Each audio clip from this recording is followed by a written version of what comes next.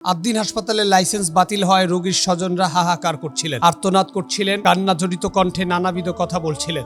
আদ্দিন হসপিটালের বিতর্কটা যেন সারা বাংলাদেশে দৃশ্যমান। এবং আপনারা জানেন, এই হসপিটাল কর্তৃপক্ষের পক্ষ থেকে 6 জন শিশু আইসিইউতে এক গাফিলতি প্রমাণের ভিত্তিতে ইন্তেকাল করেন এবং তাদের এই গাফিলতি প্রমাণ হওয়ার কারণে সরকারের স্বাস্থ্য মন্ত্রণালয় এই আদ্দিন হসপিটালের লাইসেন্স বাতিল করে দেন।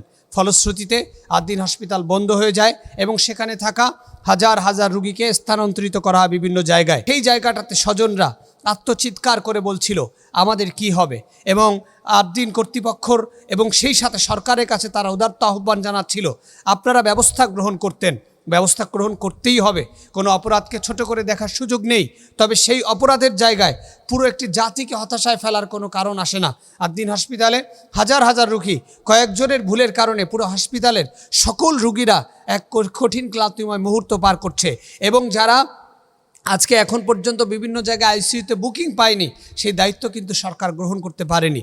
এবং স্বাস্থ্য মন্ত্রণালয় যে নির্দেশনা দিয়েছে সেই নির্দেশনাও অনেক হসপিটাল ঠিকঠাক মতো মানছে না।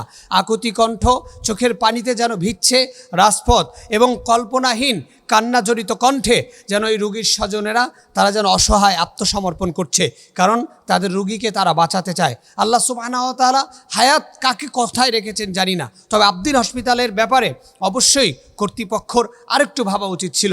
লাইসেন্স বাতিলের পরিবর্তে তারা চাইলে অন্ততপক্ষে তাদেরকে কঠিন শাস্তির আওতায় আনতে পারত যারা এই অপরাধটা করেছে, যাদের ভুলে 6টি তাজা প্রাণ দুনিয়া থেকে চলে গিয়েছেন। এবং হাসপাতাল কর্তৃপক্ষকেও একটি বড় ধরনের জরিমানা বা শাস্তির আওতায় এনে এই হসপিটালকে চালু রেখে, যেই হসপিটালটাকে ইতিমধ্যেই সারা বাংলাদেশে মানবিক হসপিটাল হিসেবে পরিচয় লাভ করেছে, সেই আদ্দিন হসপিটাল নিয়ে বিতর্ক তৈরি হওয়ার পর যেন সাধারণ মানুষ উৎকণ্ঠায় যেন তাদের নাবিশ্বাস উঠেছে। অথচ এই বাংলাদেশে সর্বপ্রথম খুবই অল্প টাকায় মানে ইতিহাসের সব থেকে কম টাকায় অ্যাম্বুলেন্সের ব্যবস্থা সর্বপ্রথম আদ্দিন হসপিটালই করেছিল এবং স্বল্প টাকায় চিকিৎসার ব্যবস্থা আদ্দিন হসপিটাল করেছিল। বাংলাদেশের শ্রেষ্ঠতম স্কলার যারা শেখ আহমদুল্লাহ সহ বিভিন্ন ধরনের স্কলার, তারা কিন্তু আদ্দিন হসপিটালেই চিকিৎসা গ্রহণ করতেন সময় এবং অর্থনৈতিক সাশ্রয়ের জন্য।